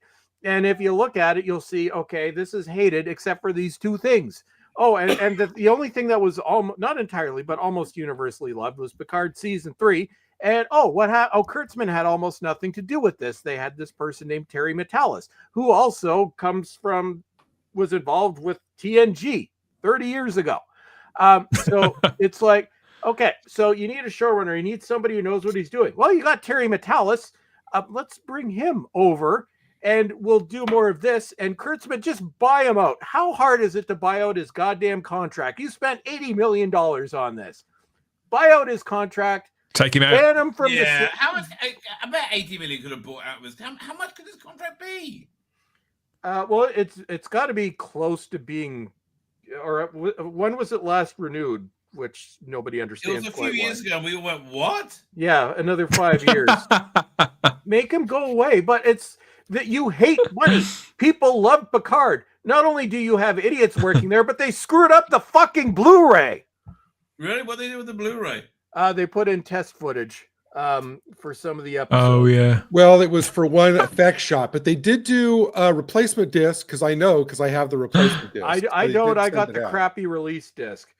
But yeah, it's like you can order a I replacement recommend disc. pirating, ladies and gentlemen. Pirating is your friend.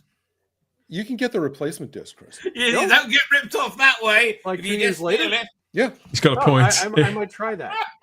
I figured the replacement plan was done, but I'm like, it's so asinine to me because the information is right there. You have this thing that people loved, and instead of continuing with that, you gave us another season of STD. You gave us Starfleet Academy, or God help us with that. And you gave us this. This is Star Trek Section 31. Streaming here and there. I wouldn't recommend you stream this under any circumstances whatsoever, wherever you are in the world. It really is. We may even have undersold how bad this is. It's that bad.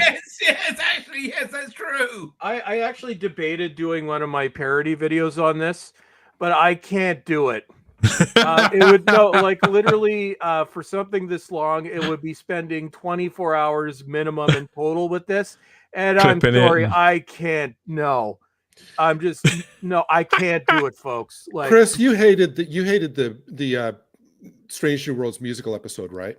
Oh God, yes. Would you rather watch that again or this again? Strange New Worlds still has redeeming, even though he's become out as kind of a he's a twat. Idiot. You still have Anson Mount. You still have some decent actors. It looks good. Like the Strange New Worlds is by far the best looking out of all these shows.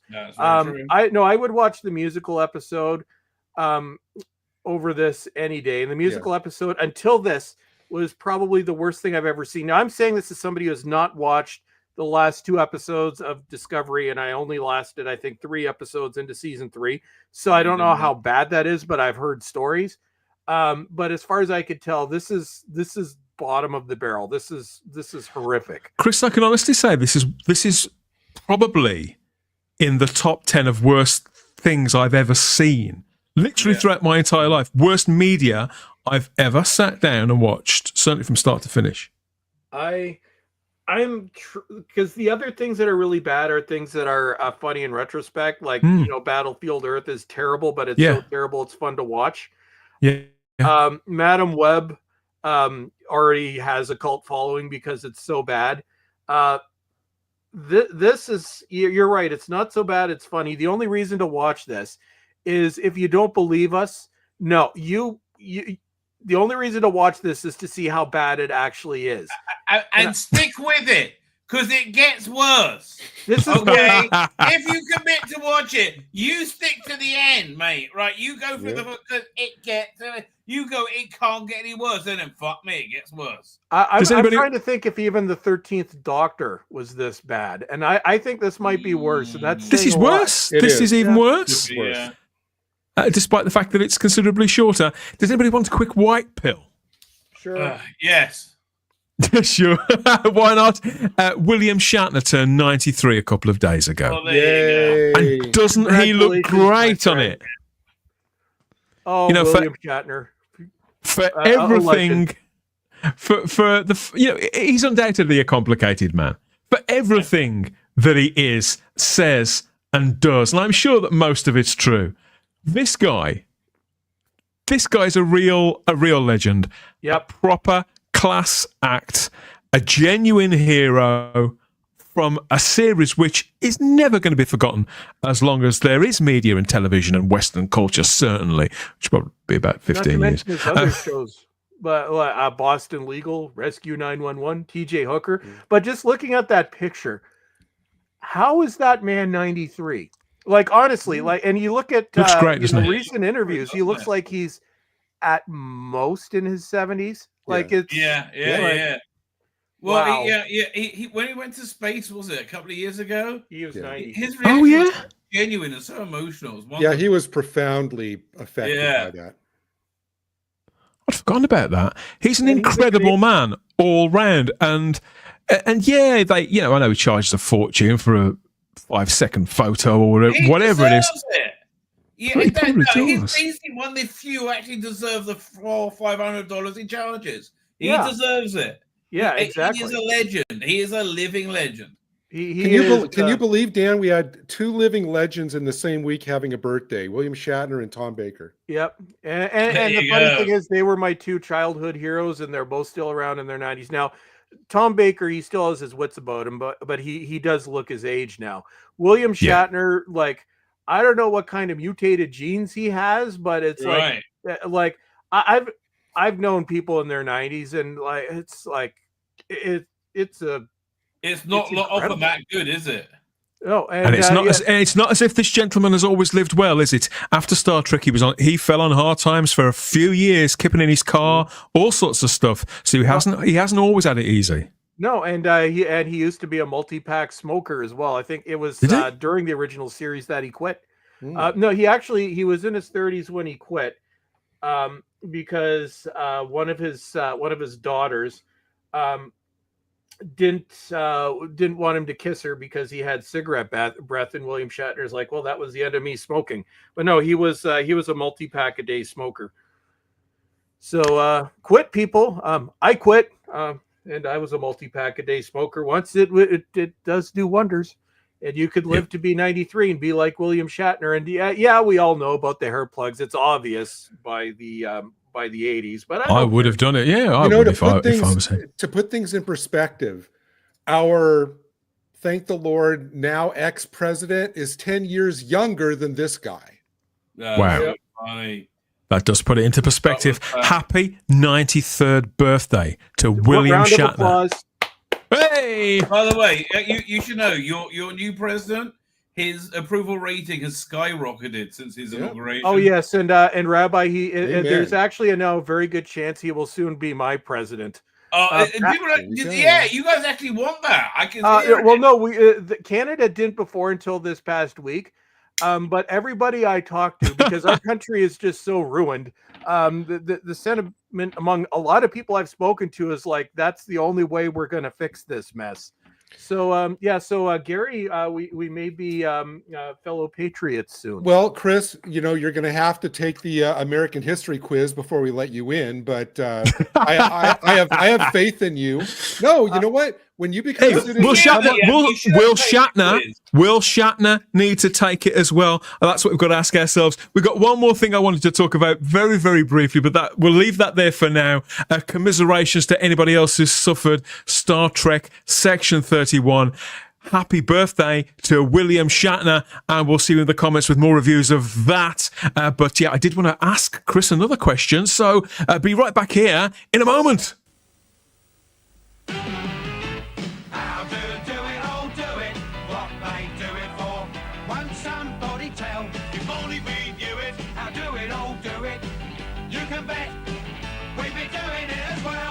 Do-It-All are doing Contiplast leather look shelving $229 and Marley super soft flooring from $775. They're doing ring fluorescent light fittings $599 and 50% off Polycell double glazing. If only we knew it, how do it all do it? You can bet we'd be doing it as well.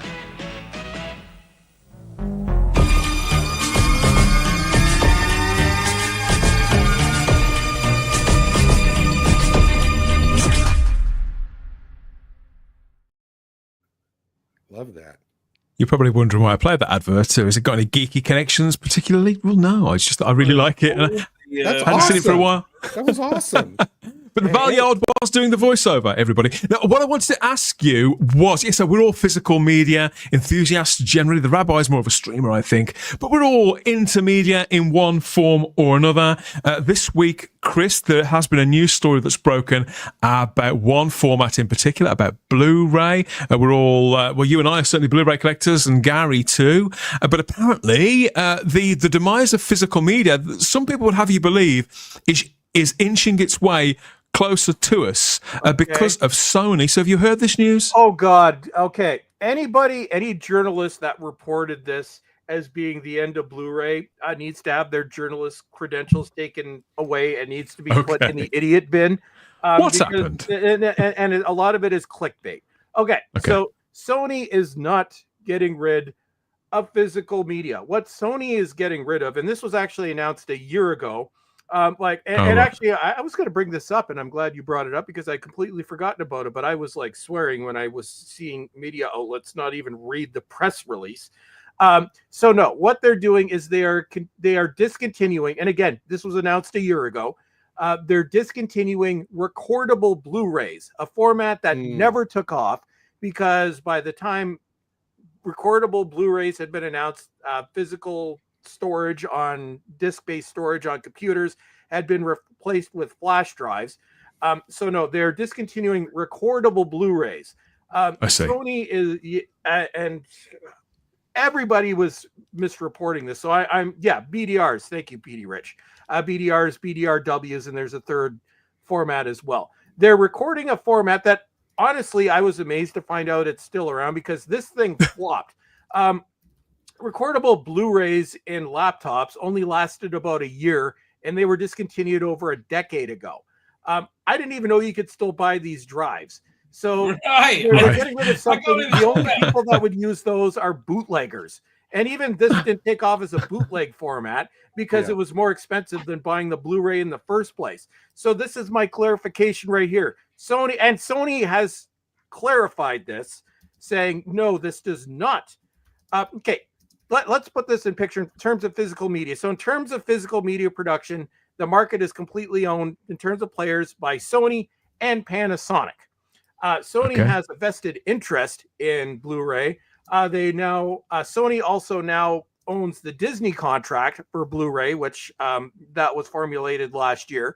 So now Sony is putting out Disney's content on Blu-rays. Apparently the PlayStation 6 is still going to have an option for a physical 4K drive. Sony also has their own movie studio. Sony is the only major studio that did not create their own streaming service because for them, it's more profitable to make media Sony for other streaming services and release physical media. They also have the Paramount Presents line, which is very expensive, but that's sort of their own little boutique label. It's misinformation. And so that's what happened with Sony. And I still see LG is LG's players. I had one. They were shit. The players that they discontinued, the UBK 80 and 90, were both released in 2018. From release, they've had the third layer glitch, which they never fixed. The final ones that came out in 2024 still have that same problem. Now, Sony initially had that glitch in their early 4K players, which would be the X700 and the X800. Both players received a refresh in 2019, which removed the third layer problem. And they also initiated a firmware patch, which fixed it for their own players. Panasonic never had that. So anybody and anybody that's going to buy a 4K player is not just, you know, your regular Joe Schmo, who's just going to buy something off the shelf. No, they are movie purists. They're going to do research, and anything that's ever been written about LG's players were shit. Like, they were crap. And goddamn, in terms of upgrading DVD, I've never heard a good word said about it. I had my UBK 90 for 3 years. I hated it. It's now in a box back upstairs. I replaced it with the 2024 version of the Sony X800 M2, which I am, knock on wood, perfectly happy with it. It looks awesome. Dan brought this on. You got a rant. Sorry about that. My boy. No, so. But when I saw that story break, I thought of you immediately, because I thought, well, this just doesn't. It looked like outrage farming. It looked like selective quoting. It's the same thing, and you pull up every article, and it's Blu-ray's dying, and it's the same thing. Sony has stopped making Blu-rays. No, they haven't. Of course, they'll put that at the very bottom of the article behind like 500 ads, and they're like, LG is discontinued players. Yes, because their players were shit. Yeah, it's with Blu-ray players. There's a couple options. So Samsung was shit, they're gone. LG was shit, they're gone. Sanyo and Philips, their 4K players were shit, they're gone too. Not because, you know, Blu-ray 4K's dying, because their players were crap. Both Panasonic and Sony has 3 4K players currently in production. Panasonic has 3. They both have Blu-ray players. Sony has 3 currently in production. Yeah, Sony you told us about the new models only a few player. weeks ago. Yeah, Tascam has a professional grade 4K player. Magnetar and Rayvon have professional series 4K players. So no, you have a good selection. And if you want a introductory level 4K player, LG was shit and everybody returns it. And I think one of the reasons why they stopped is they kept having to replace players because people kept returning them because it kept freezing when you got to the 3rd layer on every goddamn disc that was over an hour and a half long. I'm going to run out of air. But no, so if you want a good entry-level 4K player, there's the Sony X700. I do have it. It's my upstairs player. I've got the launch version from 2008. So I've had this, or 2018. So I've had this thing for like 7 years. Still works perfectly fine. Get the X700, or there's the Panasonic 450, which I think usually retails for a little bit more, but perfectly fine for entry-level. So yeah, stop giving misinformation outlets that suck for click farming. Keith Isles is backing this up as well, and Keith's just as deep in this. How much is an entry level one? Those 2 models, roughly. Sorry, what was that, Rabbi? How much are those models, roughly? Well, it depends on the country. The X800 in Canada normally retails for a little under $300. But when it goes on sale for Boxing Day and things like that, it's usually $100 off. So that's $200 Canadian, which is about the best you're going to do. I think it's very similar for the Panasonic. And you're saying that's better than getting a PlayStation with a 4K player built in? Well, PlayStation's going to be a lot more, especially with the. But you get a lot more for it. Like, for me, still the best Blu-ray player is a PlayStation 2. That's PlayStation 3. I had the PS. I have the PS4 Slim, which did have a Blu-ray player or 4K player. Wasn't the best. The current PS5 Pro does not come with the 4K player. You have to buy it separately. So if you're a gamer, then yes, I'd say go with the PlayStation, but you're going to be paying a lot more. But I found throughout every generation, I've always kept my game system and my 4K or my physical media player separate, mainly because I don't want to wear out the optical drive in my game system, which is a lot more. And as they're discontinued, it's a lot harder to replace. So I've always kept a separate drive. So if you're a gamer, yes, go that way. The players are still better, like the standalone players, but it's still worth it. If you got an insane amount of money, get the Magnetar player, which retails for about $3,000 Canadian. The thing's built like a tank. Or the TIAC, or not the TIAC, the Tascam, which retails for about $1,000 Canadian, which is a professional grade player. It can also be mounted into a rack. Is if you're looking for whatever price you have to pay for 4K, it's worth it for Star Trek: The Motion Picture in 4K. Still, it's an entirely different experience. It's so good. I'm gonna have to get it. That movie. Stephen Braddock said, I've never heard so much swearing and outright anger about a TV series, and me included. Section 31 is officially shit, and a lot of emojis. And more anger as well. Really letting off the leash. Letting off the leash this time. And we were being kind. Yeah. Yeah. Do you think it's just it's fatigue? I put it down to fatigue. Keith Isles recommends Sony multi-region players as well, Chris. Yes. Although you have to be careful, read the reviews, because what those are, they're not actually out of the box multi-region. What you have is third parties that will buy the players, and there's a hack. That's what I got. So if you get them from Amazon, but read the reviews. Because some of the, and it depends on the seller, some are a lot better than others. Because if you do this hack wrong, you're basically buying, and they're typically twice the price of a standard player. If you buy one they screwed up the hack, you've basically bought yourself a $600 brick. Yep. But yes, and specifically for that one, I would go for the X700, because you're going to be paying a small fortune if you get the 800, or there's a step above that as well, the audiophile player. But yes, or if you're just buying Blu-rays, one thing that I've noticed is there's actually a lot of off-brands that are a lot cheaper that have started popping up on Amazon. Maybe experiment with those. But yeah, get the X700 and check the reviews. Make sure there's a lot of them and they know what they're doing. Thanks for all the advice, Chris, and expertise. I knew I could go to you and get a firm answer on that. And there is one more thing I think which could will this help people sleep a little easier? I don't know. Psst. Got any dirty videos? Bet you haven't seen this.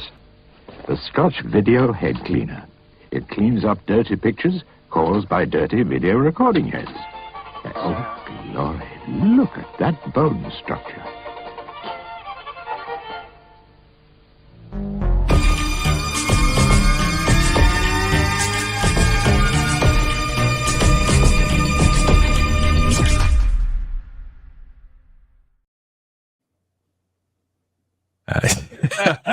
Listen to what the man says. We like to think we can do you a good service here on the Spacebook Live. Of course, don't smoke, people, as Chris said. As Shatner has demonstrated, you can pack it in at any age.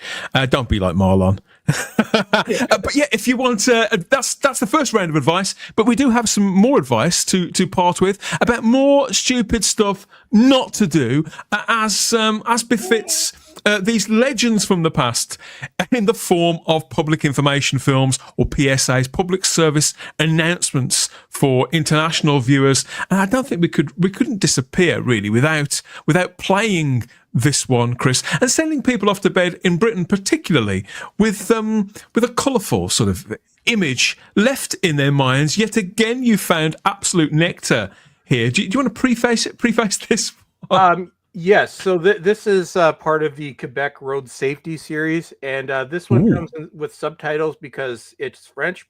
Parce qu'on est pays bilingue. So we're a bit of bilingual culture, country. Bit of culture for the evening, mate. Yeah, parce que je peux parler un peu de français. Yeah, so this one involves road safety, and it's telling you to just look where you're going and not drive too fast, or very bad things are going to happen. So watch the subtitles, just roll it, and you're gonna sleep tight. Sensible advice, everybody. Yeah, watch. I can't believe the stuff that we're bringing on this. So yeah. Vous êtes pressé, vous avez la tête pleine. Gardez-vous toujours une place pour ça.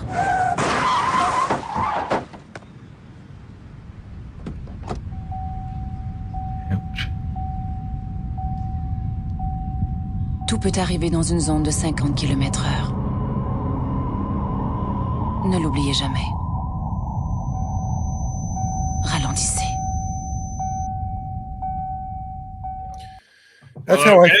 That's how I felt after Section 31. Actually, it does kind of fit. Yeah. So look where you're going, or bad things are going to happen. Yeah, that is pretty grim. Well, and because it's in French as well, to us it sounds like an art house movie.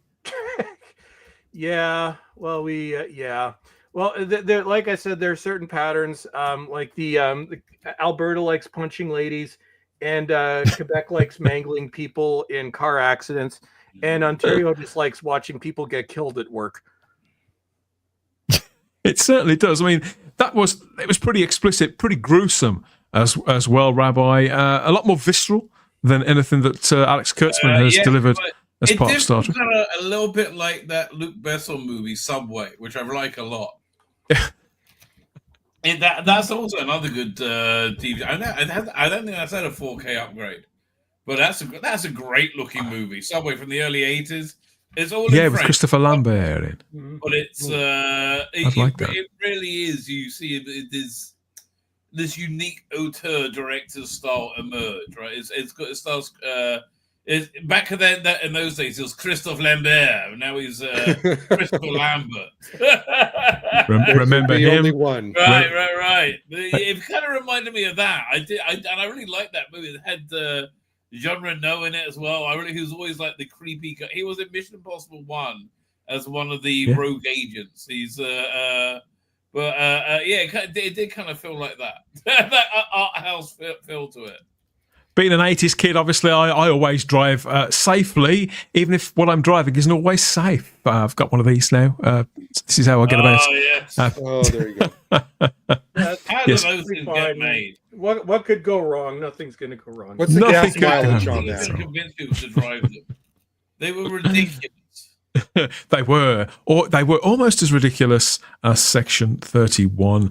More on that in the comment section, please, guys. Hit us with your takes on it if you do watch it, or just your thanks, really, if we've managed to persuade you not to waste an evening of your own life on it. Rabbi, I can see you're flagging Section 31 and 2 live streams in one evening, mate. I don't know how you do, but thank you for your company as always. People can find you on YouTube and on X, can't they, if they want to bother you with their reviews of Section 31? They can accost me in any way they feel up to. I will meet them with glee and gusto. There you go. You can't say much further than that. How about you, Gary? You don't really do much social media, do you? But it's always great to have you you back on the squad. I appreciate that. I'm on Facebook. You can find me on the Sci-Fi Chronicles channel with John Yulden. Great channel. Speaking of physical media, tune into our buddy Matt Potts' channel, where he and I did a big physical media geek out this week. So tune into that. There you go. 2 boys and their toys. What's the geek out over? Everything that he and I have bought recently. There you go. We'll get a link to that. We'll get a link to that in the description as well. We haven't done a physical media geek out for a good 6 or 7 weeks here on the show. I think that could be coming up in the next couple of weeks. I think that could be a lot. Season 7 is coming out in a month or so. What's coming out? Doctor Who season 7. Oh yeah, I wait for those to go on sale. I'll take pictures of my pickups lately. There you go. Yeah, let's do that in a couple of weeks. Get that cooking. Yes, and what about me? Yeah, Instagram and X has the Spacebook, wheezing, groaning, ranting, and raving about all things geeky inside and outside of the TARDIS. You Doctor Who fans there asking me. Wheezing and groaning about, you pervert. What's going on in there? Everything and anything. Blind, mate. You'll go blind. Thrashing and bashing, wheezing and groaning, ranting and raving, whatever you can do in a confined space. Really, with a bit of elbow room. Yes, so you can find me on Instagram and X, mostly on X. Instagram, I still struggle with that. But yeah, come and connect and see what I'm ranting about this time, what I'm into. And there's a bit of politics in there, a bit of day-to-day life as well. All that, so come and connect with me there too, if you wish. Yes, what's next? Look, how do we recover from watching Section 31? You know what? There's going to be something to cleanse the palate. I'm going to have to watch something tomorrow that's going to take me back to a happier place. Could be something from the 80s. I don't know. It's almost likely going to be something from the 80s. But let us know what you're watching too in the comments section. Don't watch Section 31 under any circumstances. That's all I can really say. Thank you for your company, gentlemen. I think that we're done. I'm done with the Final Frontier. But we'll see you out there somewhere next time, even if it's not there. Enjoy the rest of your weekend. Bye-bye.